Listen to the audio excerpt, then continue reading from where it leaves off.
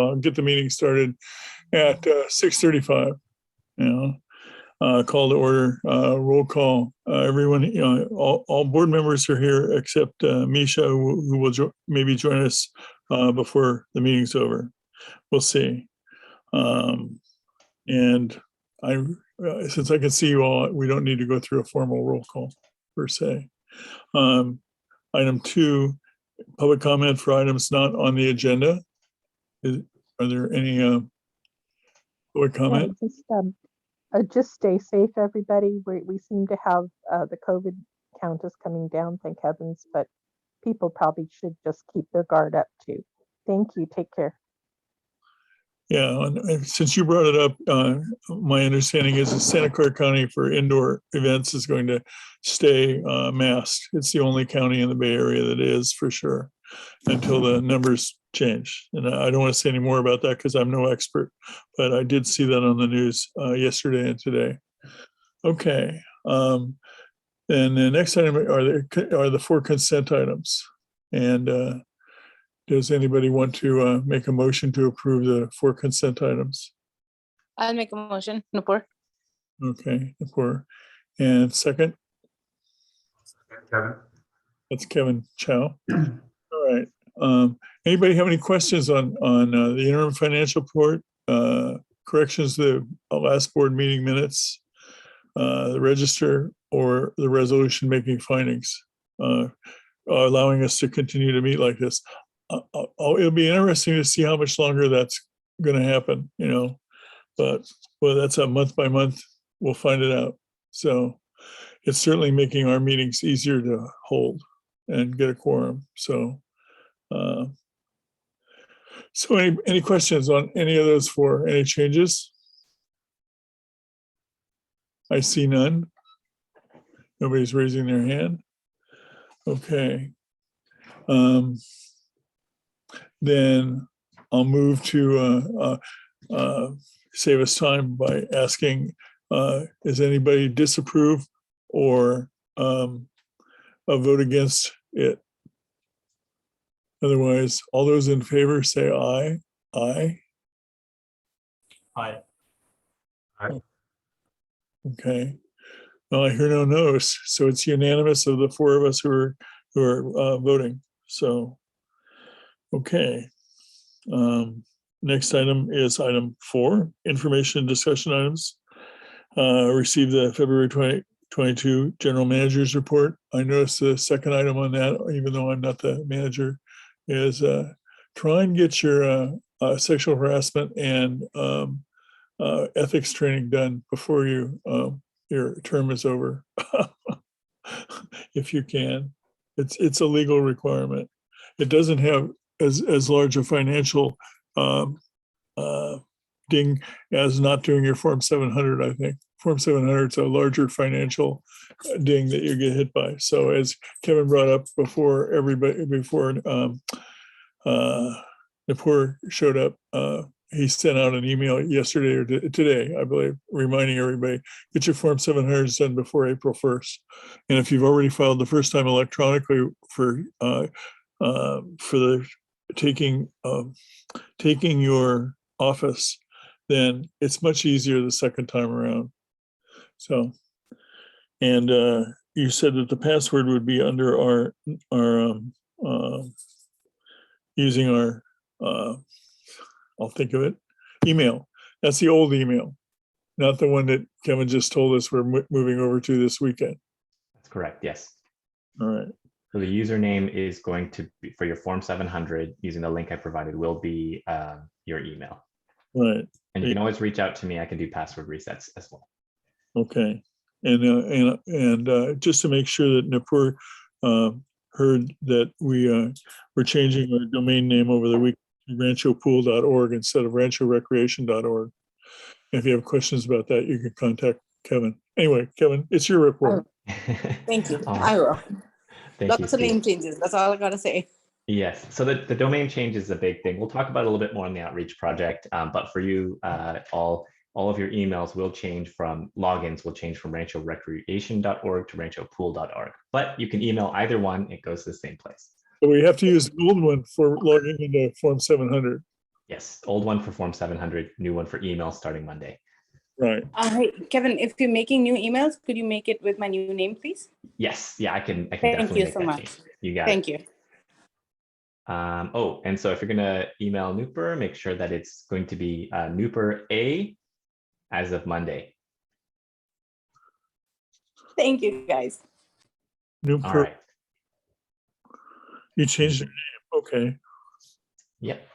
Okay, so other than that, January is really the start of our season. Really, we start doing a lot of our summer stuff in January. Believe it or not, most of it's hiring, marketing, designing flyers, getting all of that stuff set up.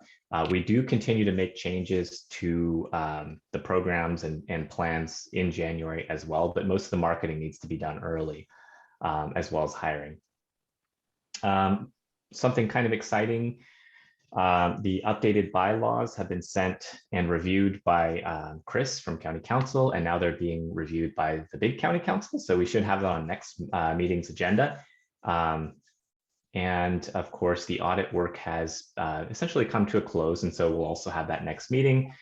Very exciting stuff. And then, of course, this meeting, we have the outreach plan, which I'll be talking about a little bit later. And that's the manager's report. Okay. Any questions for Kevin?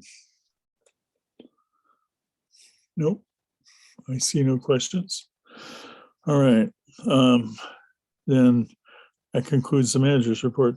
On to item 5A, approving attendance at the California Association of Recreation and Park Districts Annual Conference on May 18th through the 21st for up to 2 staff members.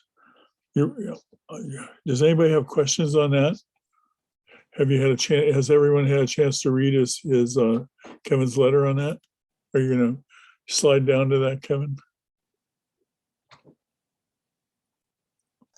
Yeah. There we go.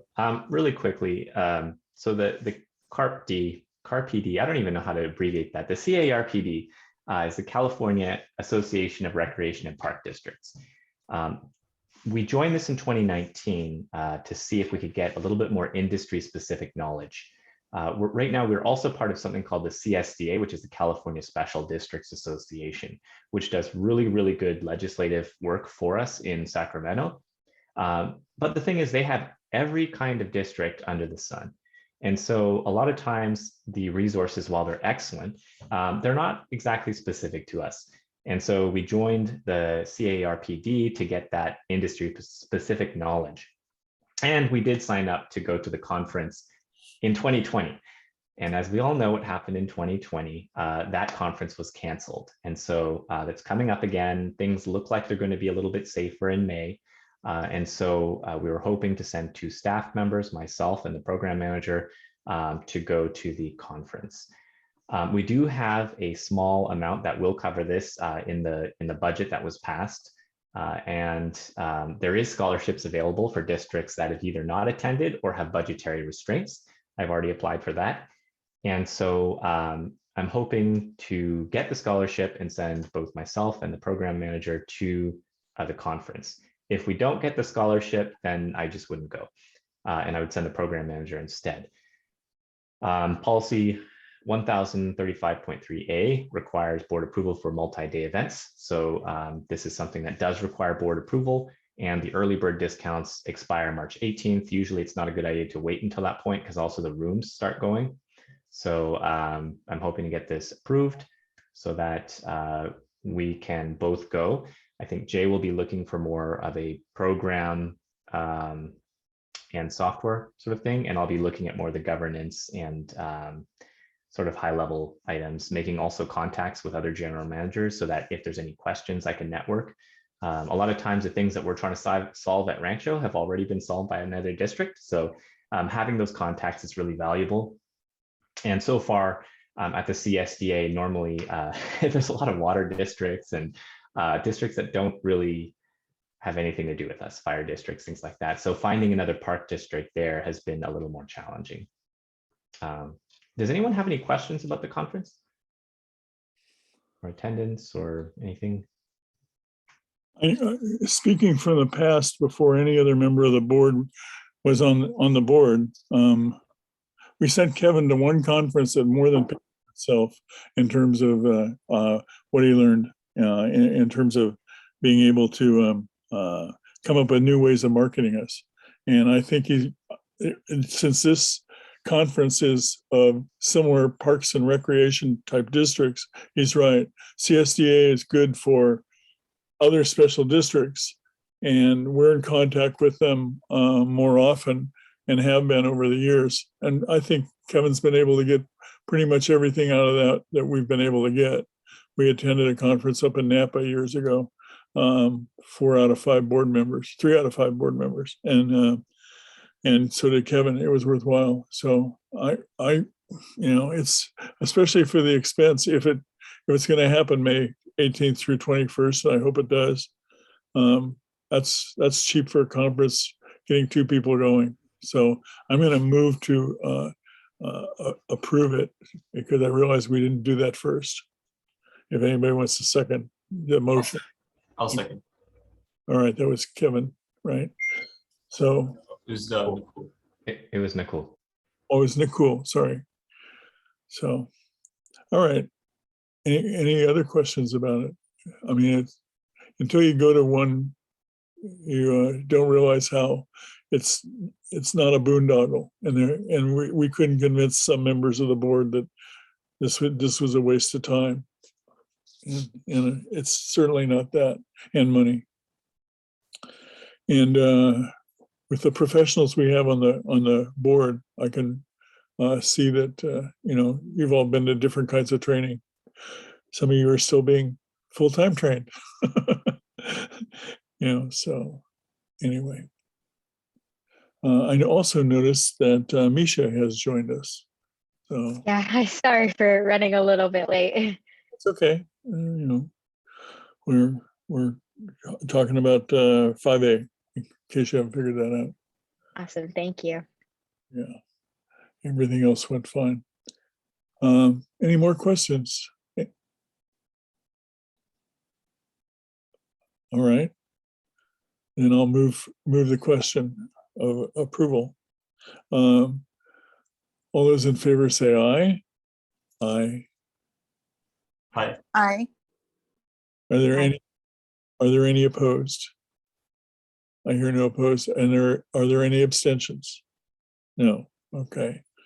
Well, it gets us through that. And now you already applied. Good luck on getting the scholarship to keep the cost down. So you guys are going to drive up together, and that'll save a lot. Yeah, I believe that we can get it together as well. Yeah, I was originally thinking of doing shared rooms, but I've been looking up a lot of HR things, and they say don't do that. So yeah, what is it? 2-day 2-night conference? yeah. Mm-hmm. Yeah. Well, it's 3 days. I think there's something on the evening of the first day, and then there's 2 solid days. So yeah, it's 2 nights. Yeah. It's better, especially. It's kind of hard to think of sharing rooms in these days of COVID anyway, although you're going to share a car, So, but, if one of you catches COVID while you're there, the other can stick it out the window. I don't know. So anyway, well, we finished that one and it was unanimous and including Misha. All right.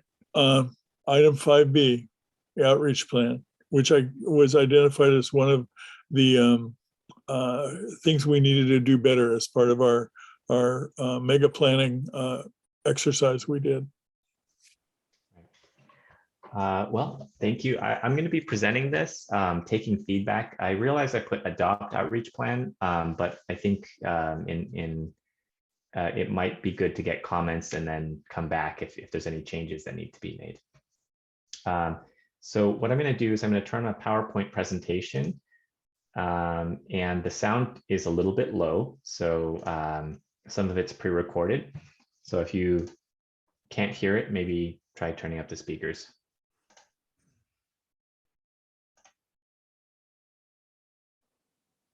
Can you see the PowerPoint? Okay, hopefully there's sound.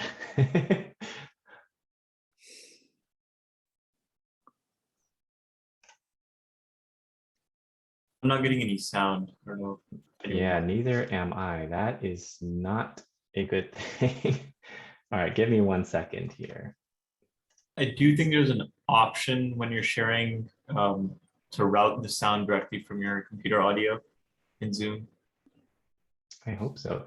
Well, the weird thing is normally when we played this earlier, it did actually play, but I'm not hearing it either.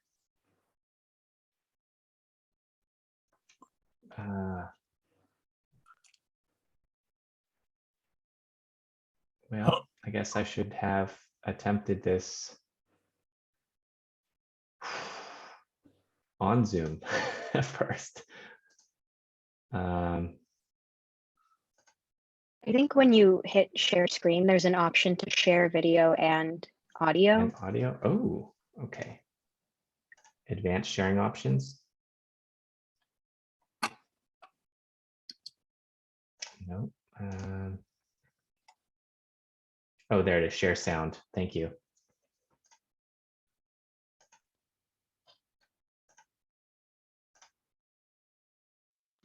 Hello, Rancho Board of Directors. I'm Olivia, and Kevin and I will be walking you through the 20. Oh, my apologies. I cut that one short. We're going to be walking you through the outreach plan. That was Olivia. She's the one who put this the slides together and has been working with me to make this plan.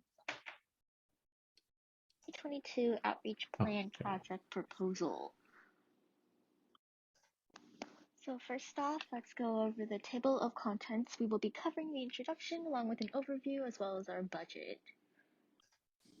So for our introduction, we will be covering our backgrounds as well as our goals and challenges that we will face in this particular campaign. By the way, if you have any questions, feel free to stop at any time. I can explain anything on any of the slides. So I'll take a moment between some of the slides. In 2021, the board determined that the current outreach efforts were inadequate. A lot of residents weren't aware of the existence of the pool, and the methods of engagement and communication with the district were, and still are, very limited. The board set these issues as the top priority of the strategic plan for the year of 2022 to 2024. To ensure action, the board created Goal 3 of the strategic plan in order to enhance communication and engagement with the community. Goal 3 is broken up into two subcategories, Part 3.1 and Part 3.2. The first part of the outreach plan, which will primarily focus on marketing and communication, while the second part will enhance the functionality of the website through digital reservation, registration, and payment. So our outreach plan goals for this marketing campaign include 1. Raise resident engagement. So we want more residents to know about, but more importantly, utilize the resources that they're paying for, which hopefully we will accomplish through the outreach events that we will host throughout the year. 2. Strengthening our communication efforts. We want to create a comprehensive outreach and communication plan, as well as a registration and reservation system for a more functional website. All of this will hopefully help us achieve a guaranteed 3-day business response time. We also want to, 3, establish a baseline for metrics of success. We want a baseline of what we deem to be a successful outreach campaign for years to come, so we can understand how the changes we make in our campaign will affect our outreach and views. Everyone knows that outreach is important, but Rancho faces some unique challenges. One of them is limited resources. Rancho is a small agency with a really limited budget. Most resources are dedicated to providing quality recreation services and associated administrative work.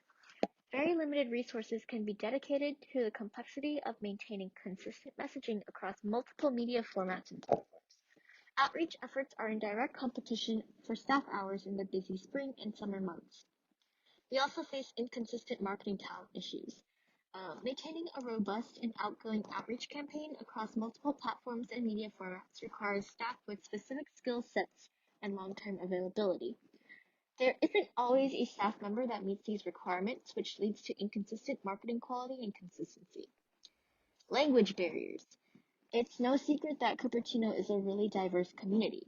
Marketing in English is already challenging enough, but adding a second or third language is not always possible. This means that English language marketing will not be very effective for reaching non-English or limited English households. Limited options for reaching target audiences. There are not many effective ways to reach a specific audience. Mailers are guaranteed to be delivered to the intended households, but are often simply thrown away. Rancho residents, for example, have received at least one mailer each year for at least 7 years, and they still don't know about the pool. To sum this up, time and money are tight.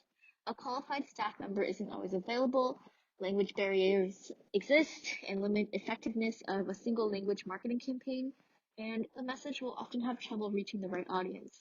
None of these challenges are easy to overcome, but the good news is that there's one challenge that can be addressed, which is inconsistent communication channels. So limited off-season hours, pandemic restrictions, and the rise to remote work have made it difficult to reach Rancho staff members by phone.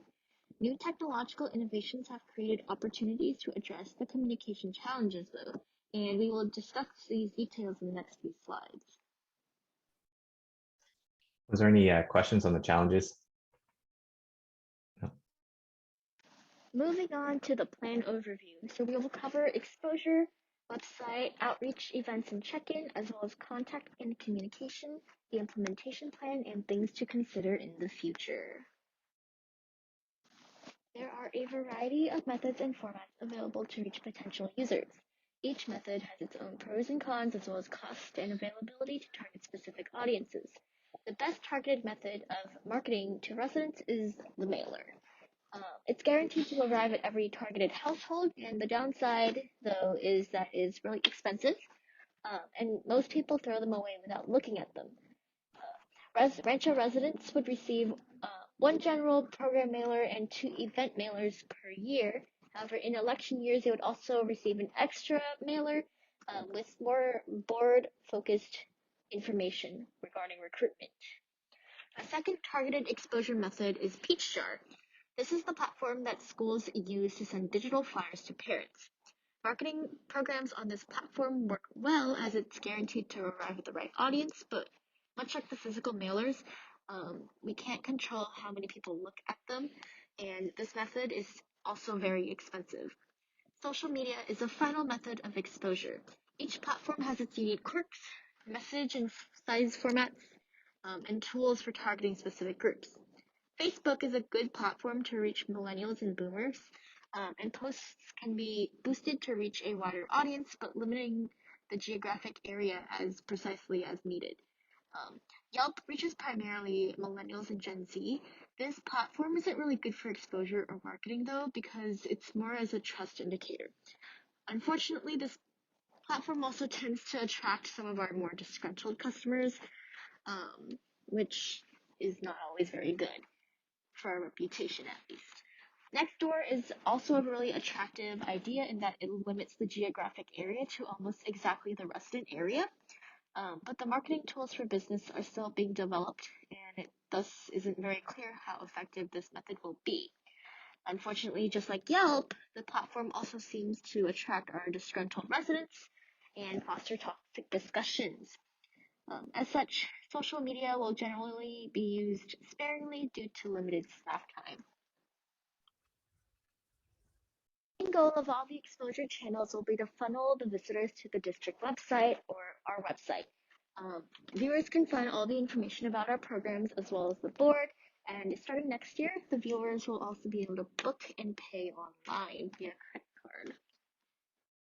We also plan to enhance the resident webpage to include information regarding resident pricing and resident events as well. So regarding our resident events, we will be hosting 2 events in which will hopefully add value for residents, as well as showcase our programs and facilities and create a baseline and verify some assumptions that we have regarding our facility. Our first outreach event will happen on Memorial Day, and the goal of this event will be to showcase our programs to the public through a carnival format.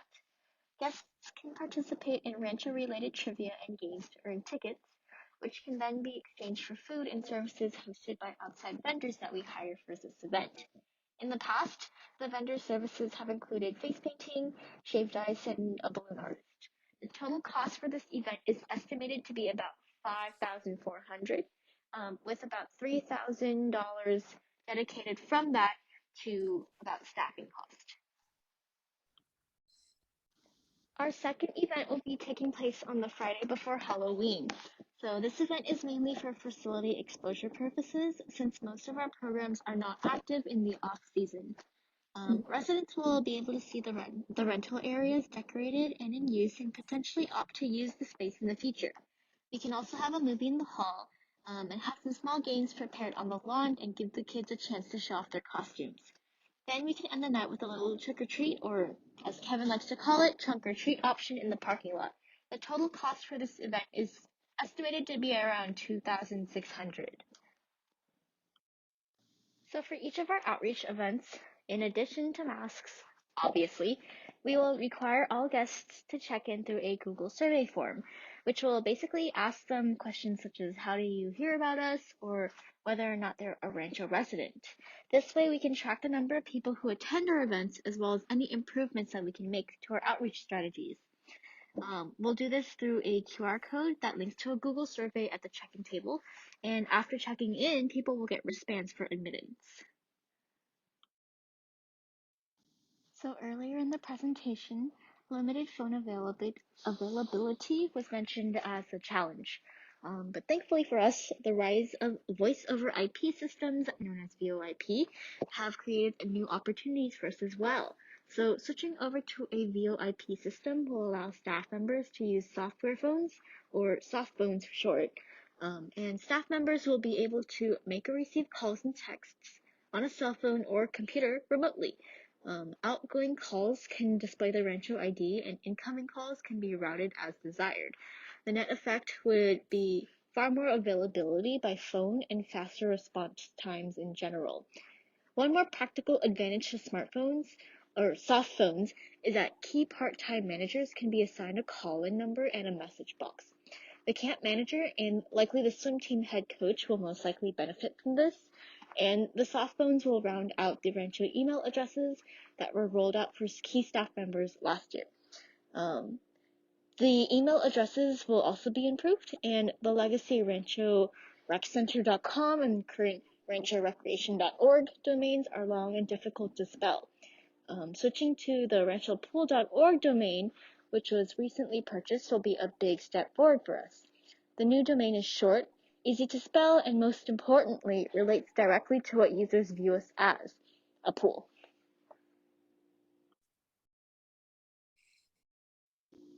So for implementation, we hope to have full implementation by spring of 2023 next year. But by this year, spring/summer, we hope to have the voiceover implementation done, as well as the new domain improvements, new banners for the Bollinger Road, as well as the resident page improvements, as well as also the mailers, and the Memorial Day event depends on COVID situation. But by fall/winter of this year, we hope to have the digital reservation and payment implemented, as well as a possible Halloween event. Also depends on COVID though.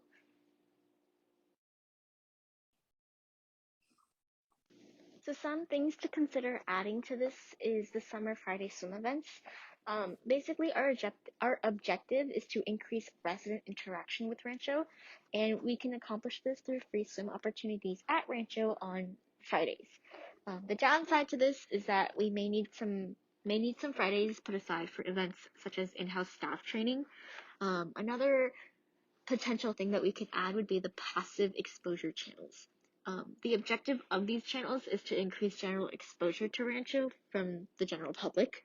And this would include things such as increasing activities on platforms such as Facebook, advertising on Google, or the local newspaper, and creating a monthly newsletter. The downside to this, though, is that additional staff time will be needed to manage the complexity of this. Not recommended without a semi-permanent staff member dedicated to marketing.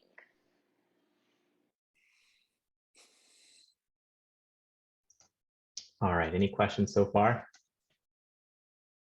I have had a quick question. I didn't fully understand the soft phones. Could you Yeah. explain those a little more? Absolutely. Okay, so right now we have a basic landline. It's a normal phone. You have to go to the office to make phones. Anytime a staff member wants to make a call, and they're not on site, they have to do that with their personal cell phone, right? So for example, the number I give to all of you is my personal cell phone, not a business phone. It's my cell phone. And so sometimes members of the public get a hold of our personal cell phone numbers and give us calls at weird times, like 2 a.m. Yes, 2 a.m. or on weekends or times when we're not working. And it's kind of weird. And so most staff don't want to make calls on their personal cell phones. And so it's a big hassle because they'll have to go into work to make a call, like one call. And so this makes it so that a lot of times, the voice message box may not get checked as regularly as it should. Maybe staff members aren't there to take calls, especially because of COVID. So voice over IP has been around for a while. In fact, our current phones are technically voice over IP, but it doesn't have any of the cool features. So what happens now is, and I just signed the contract today, by the way, so this will be done by the end of the month. What's going to happen now is our phone line will be switched over to Zoom. So Zoom will be handling our phone line, same business line. You call in, and then what happens there is you have a software phone, right? So Zoom right now has video. What'll happen is there's going to be another tab that has voice on it. So if I want to make a call out, I've got the Zoom app on my phone, and I would go in there, I would dial from Zoom, and then that would call out using the Rancho office number. So when people see the Rancho number, it'll say Rancho Pool, for example. And that makes it so that they know who's calling, number one, and number two, staff members don't have to, lose their privacy if they need to make a call or a call back. We can also set extensions, for example, so that you call into the office number, and then we can have something like press 1 for swim camp, press 2 for swim team, things like that. And that way, that message box is open, so you can leave a message for our swim camp manager, who is also a student. And so that way, they can't have office hours every day, so they can have office hours one day a week. They'll check all those voicemails and make callbacks using the Rancho number. Now, the soft phones it doesn't have to be on a cell phone. You can use a tablet, you can use a computer, but we'll also have regular phones in the office as well. So it's kind of a neat technological innovation that's going to make calling from anywhere much better and easier. Does that answer your question? Yeah, thank you. Yeah, no problem. Any other questions? So from what I see in the presentation, we can have 2 events a year, the Halloween and the Memorial Day thing with the existing staff resources. But if we want to add more than that, it's looking like we would have to have a dedicated person monitoring all that. Yeah, I mean, that's roughly correct. So for example, I don't know if you've heard of Sutton Swim School. They're another swim school. They used to be in Cupertino, now they're in Campbell. I visited their location. They actually have a full-time marketing person there. And the events aren't a super big deal, but one thing that is a big deal that does take a little bit more effort is managing all the different social medias. It doesn't seem like a lot, but it is actually a lot. Every time you change your hours, which can sometimes in certain seasons be every week, you have to change, maybe 8 to 10 different places. We're talking about in-person places, the website, Facebook, Yelp, and it goes on and on and on. And so to ensure that that is always consistent across every platform every time, it takes a lot more time. Or if you have maybe just, let's say that you're going to make an announcement of some kind, we have these new hours, that's actually going to be a different message depending on what platform it is, right? So, here's an example, price changes, right? If you do a price change, the notice that you post on the door is going to be very short. You can send a longer email with the same information. But then if you do something on Facebook, that's going to look different. And then even next door, they have different sizes of photos. So if you do the wrong size photo, then it's zoomed in too much. Like there's a lot of fiddling that has to be done even in the same message. So if you want a more robust campaign, you're going to need to have quite a bit of resources behind it, and it's hard to do when you're juggling different responsibilities. Whereas if you're just at least more dedicated to marketing, then it becomes, okay, this is what I'm managing, as opposed to this is my real job, and then I'm kind of doing this every once in a while. So that's kind of the issue. We could probably do more events, but some of the other stuff gets really challenging, especially as we get closer to summer and things get really hectic and deadlines really pile up, especially late spring, early summer. That's a very difficult time for us. So that's the other issue, is that if we were to do another event, when would it be? Spring and early summer is very busy. And then by the time we're in late summer, then the ROI is not really there. Even Halloween's kind of a bit iffy too. It just happens to be one that people really love. So, but we're open to different ideas. And I think the Friday night swim is one fun one. And we can even license aquatic based movies for a few $100s and show them. So, like a Finding Nemo night at Rancho, that's kind of fun. So yeah, things like that I think would be fun, but maybe a little bit later in the future, once we have our other events going and a baseline established.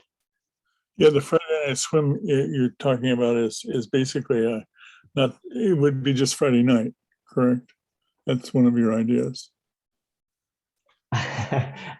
It would be just Friday nights.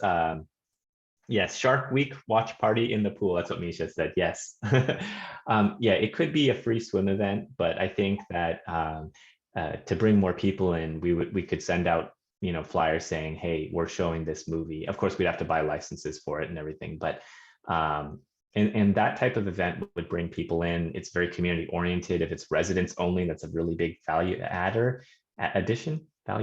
Anyway, if we only have a couple staff members there and we only do it a few times a year, it's actually not too expensive. So we could probably do it for maybe under $1,200 per night. So it's not bad. Yeah. Because the other thing I noticed for feedback is that the kinds of things that you were talking about for Memorial Day, such as snow cones and stuff like that, I wonder whether it's more appropriate to instead of spending money on that, spend money on random drawings for free swims, because that's basically what we're providing most of the time. It's not snow cones, but it's just the whole question of outreach events has the problem of, from what I've seen historically, is we've spent a fair amount of money on them and not that many people show up, unfortunately. 20, 30, 40, Yeah, so that is definitely an issue, is having people show up, and that's precisely the reason why we have snow cones, is to bring people in. So the Memorial Day event that we did have the balloon artist and the face painting and the cones was actually pretty good. The Halloween one was a little bit less, so you're right. That was about 40. That was the one with the photo booth, pizza, and a movie. Yeah. But the objective of the vendors is to draw people in. It's possible that at some point there could be some kind of critical mass where people kind of get excited about something like a Halloween event where we just need to decorate and we don't need to get vendors anymore. But especially in the beginning, when something's first starting out, you need a draw to bring people in, because they've never heard about it before and they don't know or have any trust in who you are, right? You get a mailer, why would I go here, right? And so when you see some tangible benefit, that's when people come in. Outreach is complicated by the fact that because of COVID, we haven't been outreaching for over a year now, for safety reasons, so I can see that this is a problem, figuring out what's the most effective outreach, because you're right. When in her presentation, she pointed out that problems with Nextdoor is it's a mixed bag. The problems with any of the electronics forums of the three that were shown is each of them attracts different audiences, and none of them focuses in on all the audience that we're trying to appeal to. So I'm trying to think of something positive to say. I'm sorry. It's hard. Well, there's actually different audiences. The big primary audience is going to be families, people with children under the age of 12. But that's not our only audience. Our lap swimmers, for example, tend to be working people 40 and older. You know, and there, of course, there was a bit of a critique of our program saying that we don't cater to non-aquatic offerings, maybe. But maybe that's a future target audience that we could find. But for now, those are our big two. And of course, residents. So that's a third target audience. Residents, families, and then lap swimmers. But it's a bit of a challenge. Trying to reach those three different groups, yeah. Mm-hmm. Yep, and it's limited by language too. So, was there any other questions I can help answer before going through the budget portion of this?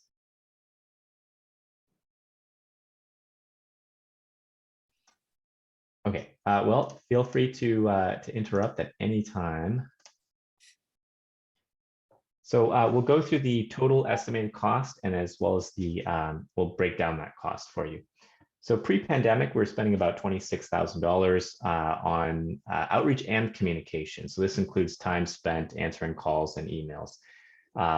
The added cost is expected to be under $5,000 for a total cost of around $31,000. Let's take a look at how that's broken down. This is contact and communication. This includes, again, mostly staff time communicating with patrons. This does not include time spent in person communicating with patrons. This is just purely phone, email, the cost of email platforms, website, things like that. Phone, internet, stuff like that. That will not change. The Zoom phone is expected to be roughly the same as what we're currently paying, not too much more, not too much less, maybe a little bit more. But either way, I think it should be about the same.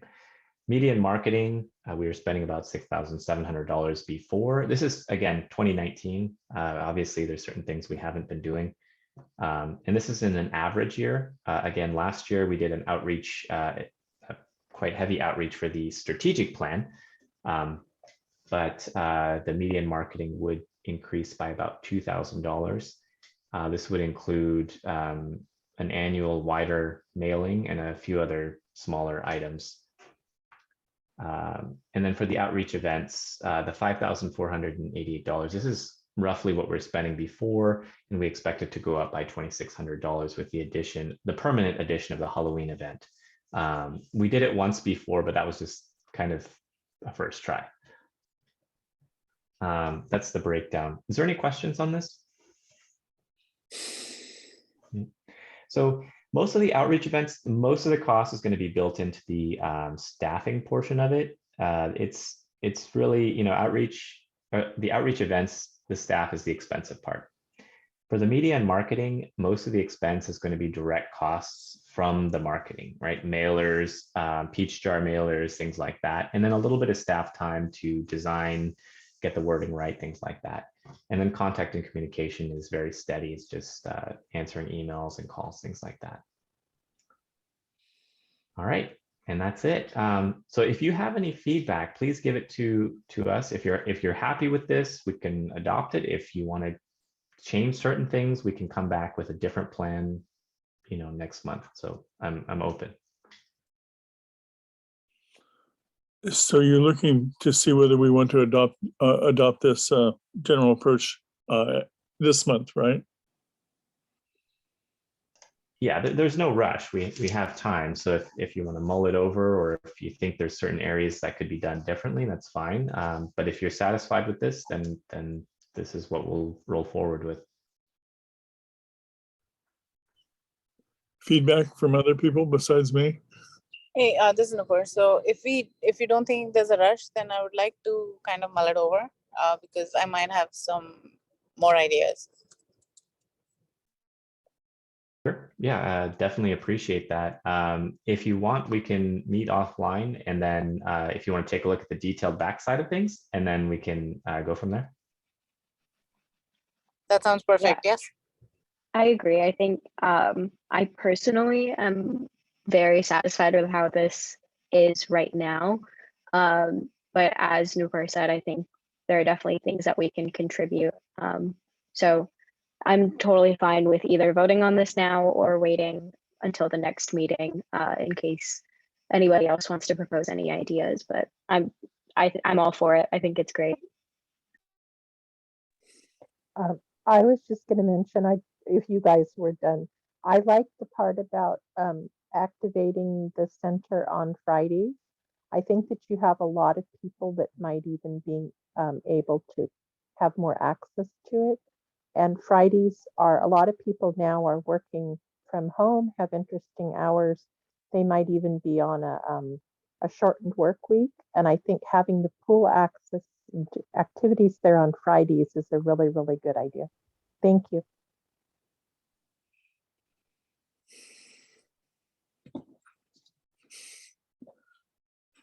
So,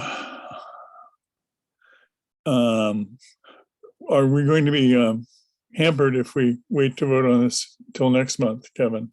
Not at all. So yeah, as I said in the beginning, I did put adopt, but actually, no, we can totally make changes. There's certain portions that will already be in effect by that point, such as the domain change and the voice over IP. Those will be going forward this month already. Those two, definitely from my point of view, I'd say that they're enhancements, like I say, outreach is, as you know, expensive, and you never know whether you're hitting your target, no matter how much you spend. And we're already spending more than we're taking in as it is. But that'll also depend on what kind of year 2022 turns out to be in terms of accessibility because of COVID. That's been our flux, unpredictable flux factor for the last 2 years. So we'll see how it goes. We're doing better. We've done better in the last time than before. So I don't have a problem with putting off adopting it for another month if it's not going to slow down or impact your first event of the season.